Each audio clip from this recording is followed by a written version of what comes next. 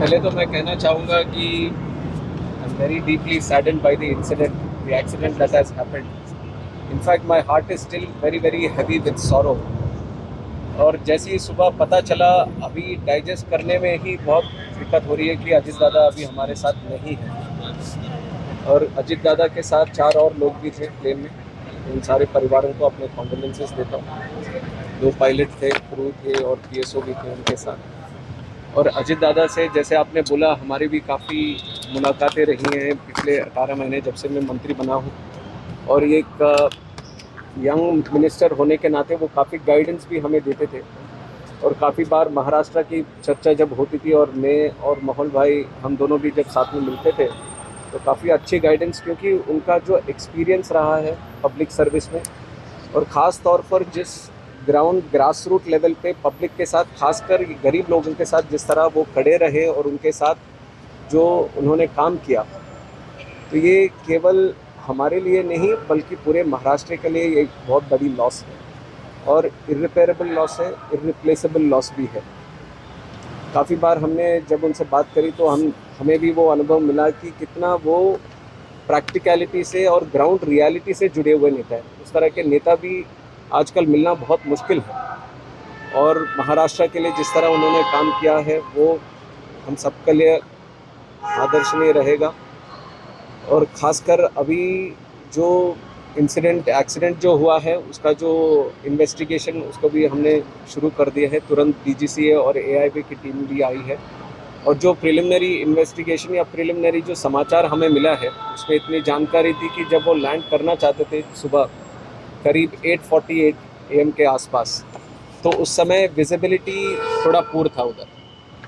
और जब एटीसी बारामती से उनका जो कांटेक्ट हो रहा था फ्लाइट के लिए पायलट से, तो एटीसी वालों ने पूछा कि क्या रनवे साइट में है, तो उनके तरफ से आया कि रनवे साइट में अभी नहीं है. तो उसके बाद उन्होंने एक गो अराउंड भी किया. गो अराउंड करने के बाद फिर से एक बार कोशिश करी कि हमारे एटीसी से जो बारामती में जो एफटीओ हैंडल्ड एटीसी है उनसे वार्तालाप चल रही थी. तो उस समय जब दोबारा लैंड करने आए तब भी उनसे पूछा गया था कि विजिबिलिटी है कि नहीं रनवे का. तो उसके बाद पहले तो उनका समाधान नहीं है, फिर उसके बाद आया कि विजिबिलिटी है. तो लैंडिंग क्लियरेंस जैसी एटीसी ने दिया, उसके बाद तुरंत देखा गया कि ये एक्सीडेंट हुआ है. बहुत दुखद घटना है. तो इसके ऊपर और जानकारी हमें मिलनी चाहिए. इन्वेस्टिगेशन पूरी तरह से ट्रांसपेरेंट और अकाउंटेबल वे में हम करेंगे. बट उससे पहले तो मैं इतना कहना चाहूँगा कि ये बात बोलना कि अजीत दादा अब नहीं रहे, उसके लिए बहुत बहुत बहुत दुख होता है. और मैं उनके जो प्यार करने वाले लोग हैं, कार्यकर्ता हैं और उनके परिवार के लोग हैं, उन सबके प्रति कंडोलेंसेस व्यक्त करता हूँ. Like I said, from the preliminary investigation, it looks like the visibility seems to be the issue. So unless we do a thorough investigation, we can't properly tell what has been the exact incident. But this is whatever the facts that I've said till now is the conversation between the ATC and the pilots. Sir कुछ committee वगैरह बिठाई जाएगी पूरी जांच AIB itself ही thorough investigation करने वाली एक संस्था है और उनके पास पूरी व्यवस्था है इस तरह की चीज़ों की जानकारी करने के लिए, और वो ऑलरेडी साइट पहुँचे. Thank you.